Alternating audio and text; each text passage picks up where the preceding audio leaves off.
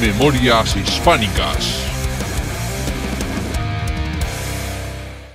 Soy David Cot, presentador de Memorias Hispánicas, y en el episodio de hoy vamos a ver la historia de Juan de Solís, un español del Perú que terminó en Japón y ahí fue durante un breve tiempo un protegido de Toyotomi Hideyoshi.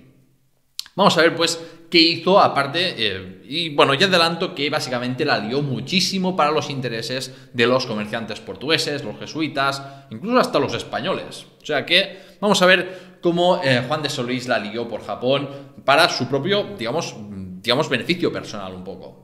Además de ser interesante de por sí, esta historia es interesante porque se estudia mucho pues, las conexiones entre Portugal y Japón o entre España y Japón a través de Nueva España y de Filipinas sobre todo.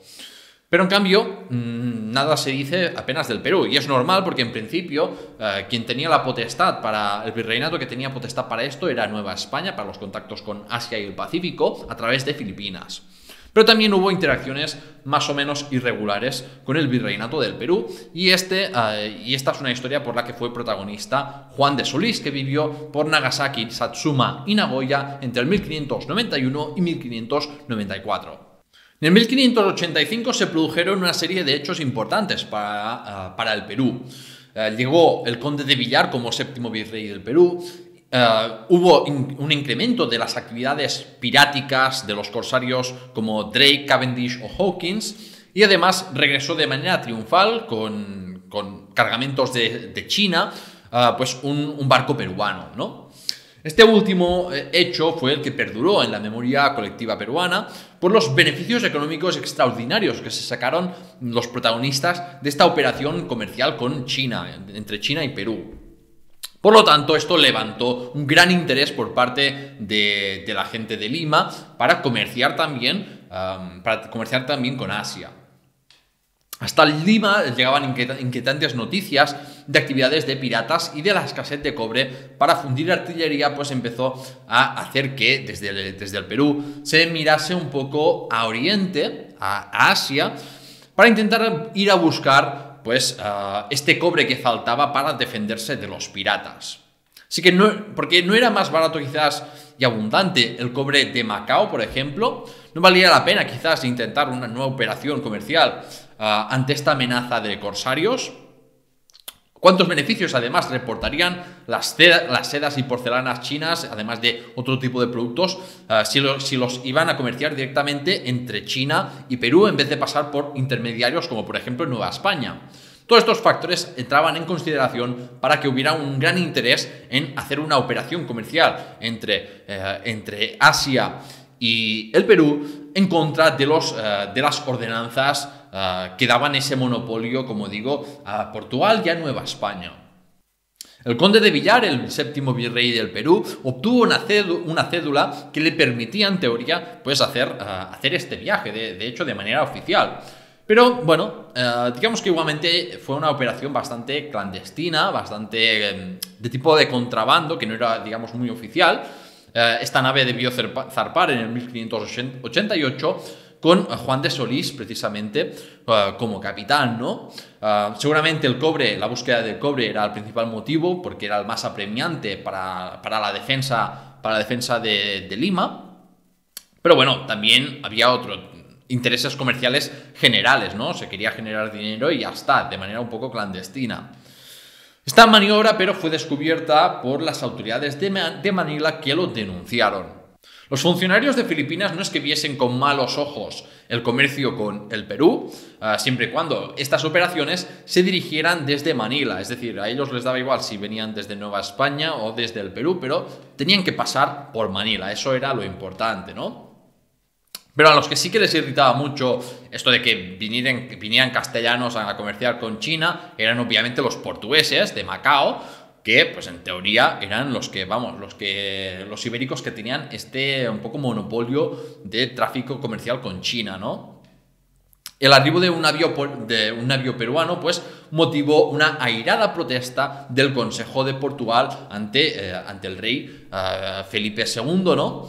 que no le... Vamos, porque esto iba un poco en contra a lo estipulado con la Unión Ibérica, ¿no? Que se le daba, se mantenía en teoría este derecho de comercio, este monopolio del comercio un poco con Asia, o con gran parte de Asia, a Portugal, ¿no? ¿Y quién capitaneaba esta nave comercial del virrey del Perú que iba un poco de contrabando? Pues Juan de Solís.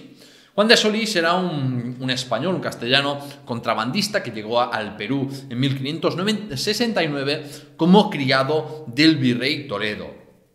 Su geografía, pero, empieza a ser interesante cuando zarpa del Callao, del puerto de Lima, en dirección a Panamá y prosigue su ruta hacia Macao. De hecho, fue el primer navegante pues, en unir China y Perú. Al llegar a Macao, el navío de Solís fue embargado en ejecución de las reales cédulas que prohibían el comercio directo entre las Indias occidentales y orientales, pero en ese momento también se encontraba en el puerto Alessandro Valignano, digamos, padre superior, el visitador de la Compañía de Jesús en las misiones orientales asiáticas.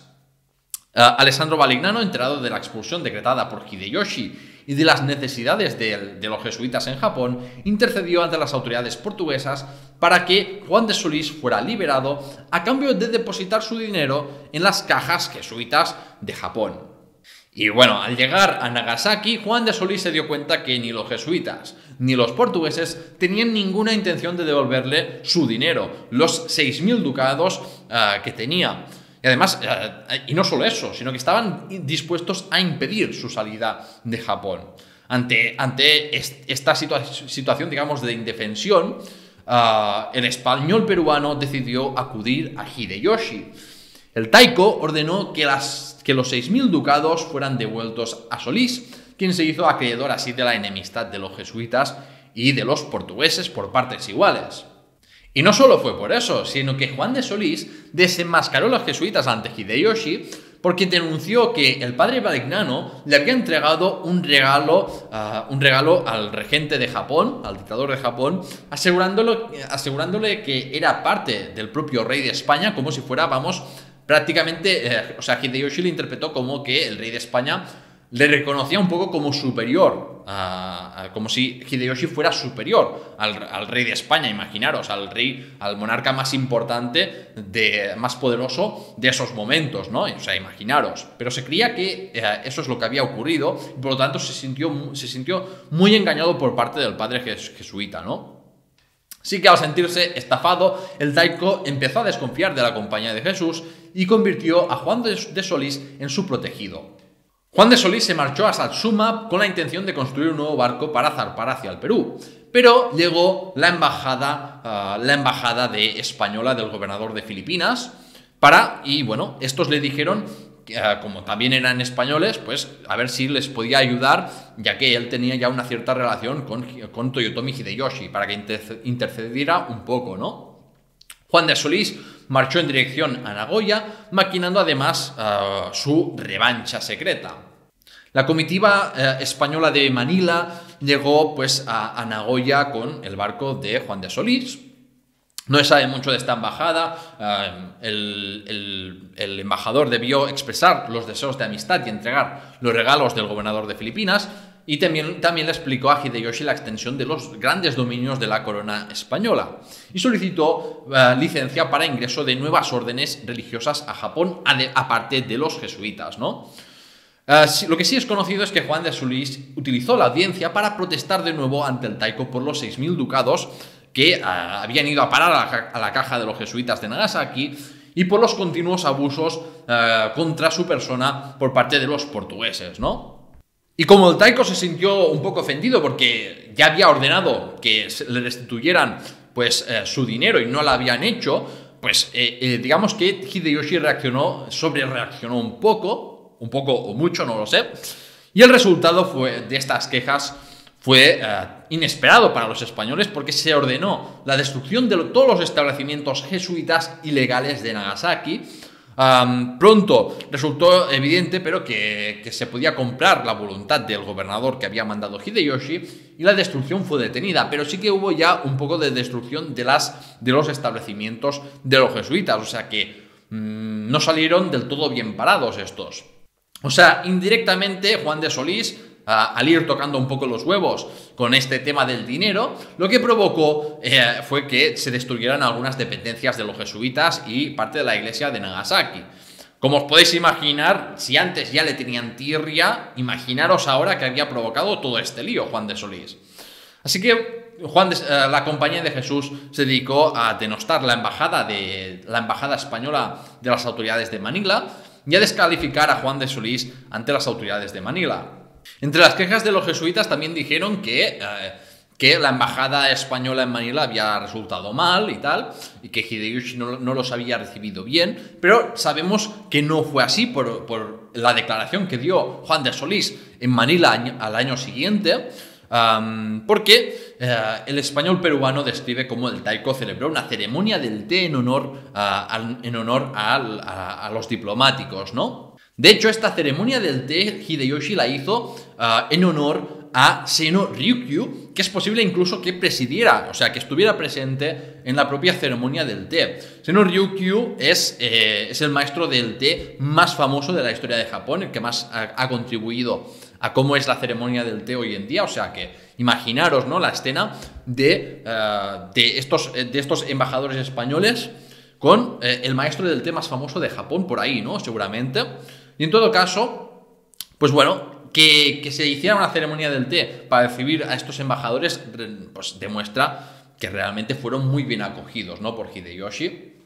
Esta primera embajada de las autoridades de Manila hacia Japón resultó un poco pero en desastre, al menos para sus protagonistas, porque pues decidieron zarpar con mala mar, y bueno, y al final terminaron naufragando y muriendo sin dejar rastro. El hecho de que las personas respetadas de esta comitiva diplomática fallecieran, pues fue aprovechado por los jesuitas para intensificar sus denuncias contra Juan de Solís. Porque al haber fallecido estas personas más respetables, creían que la palabra de un contrabandista no recibiría tanto crédito como las de unos hombres de fe, ¿no?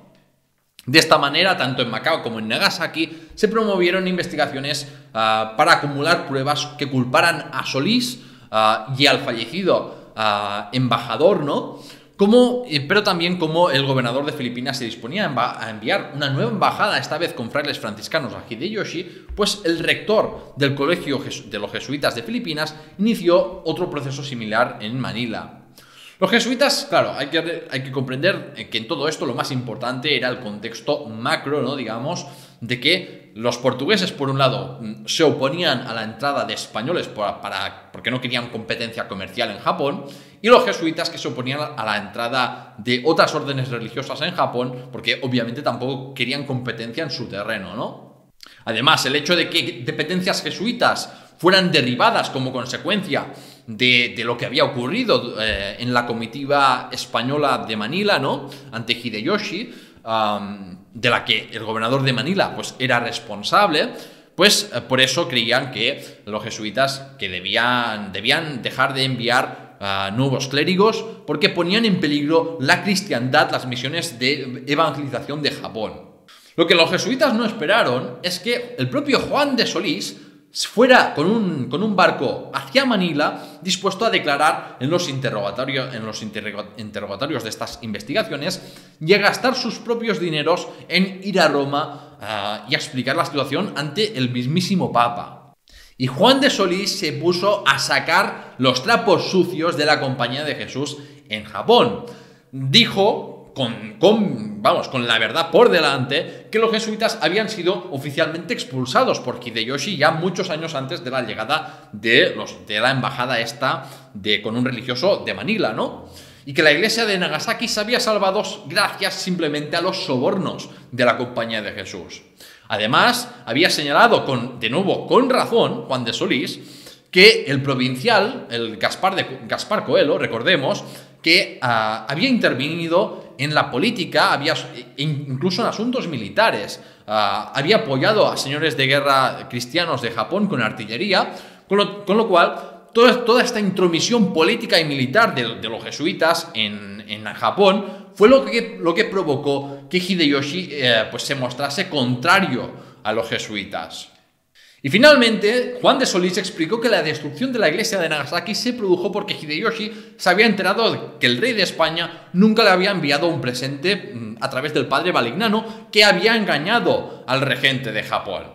Y este hecho, esto de que provocó que se sintiera engañado, con razón de nuevo Hideyoshi, pues hizo que llevara a cabo esta represión contra los jesuitas y contra los cristianos un poco debido a estas mentiras de los jesuitas y no debido a la embajada española de Manila, que simplemente dijo un poco la verdad y ya está. La gravedad de las acusaciones había debilitado ya la capacidad de los jesuitas de dar respuesta, porque además todas estas acusaciones que hizo Juan de Solís es que eran ciertas, sabemos que eran ciertas. Pero, claro, los jesuitas se la tuvieron bien jurada a Juan de Solís, la lió mucho, eso sí. Juan de Solís la lió mucho, eso hay que reconocerlo, pero también hay que reconocer que decía verdades como puños. Él fue, según escribieron los jesuitas, él fue el alborotador del Japón y el que más mal hizo a los padres de la compañía y a los portugueses, y el que dio principio a todas las perturbaciones que después se siguieron. El gobernador de Filipinas y autoridades eclesiásticas de las más altas esferas tenían motivos para creer el testimonio de Solís, porque el padre Gaspar Coelho ya había demostrado en más de una ocasión que estaba dispuesto a intervenir en la política y en la guerra de Japón para avanzar en su agenda, ¿no? En la agenda jesuita. Pero lo que acabó de desarmar los argumentos de los jesuitas fueron las declaraciones de otros testigos que venían a corroborar todas estas informaciones que dio Juan de Solís. De manera que hubo una gran enemistad entre Juan de Solís y los jesuitas, en una pelea que al final los jesuitas terminaron por perder. Y todo esto recordemos que fue solamente por un viaje comercial de contrabando que había enviado el virrey del Perú, y que los bienes de esta nave, sus bienes y el dinero de Juan de Solís terminaron confiscados por los jesuitas de Japón. O sea, por este hecho, esto provocó un efecto dominó que provocó que la posición de la Compañía de Jesús en Japón y de los portugueses quedara mermada y solo fuera a empeorar en el futuro. La consolación de todo esto para los jesuitas es que Juan de Solís, después de hacer esta declaración en Manila, regresó a Japón y cuando estaba pues ya con el barco a punto para regresar al Perú, hubo un castigo del cielo por una tormenta, ¿no?, que hundió su barco y al cabo de unos días apareció el cuerpo de Juan de Solís por la ribera. Y bueno, como digo, esto fue interpretado como un castigo de Dios, ¿no?, por los jesuitas, que le tenían mucho odio a este español. Y esta es la historia, esta es la historia de hoy, una historia muy curiosa, como digo, sobre todo lo más interesante un poco el efecto dominó de algo muy pequeño, de algo tan pequeño como simplemente una operación comercial de contrabando con China, que desembocó a toda esta liada que se produjo en Japón y que debilitó mucho la posición de los jesuitas y de los comerciantes portugueses en Japón.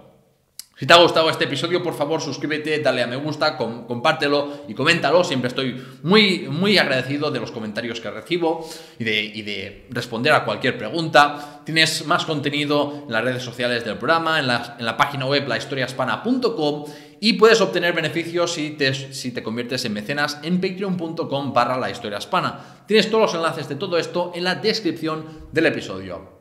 Muchas gracias por escucharme y hasta la próxima.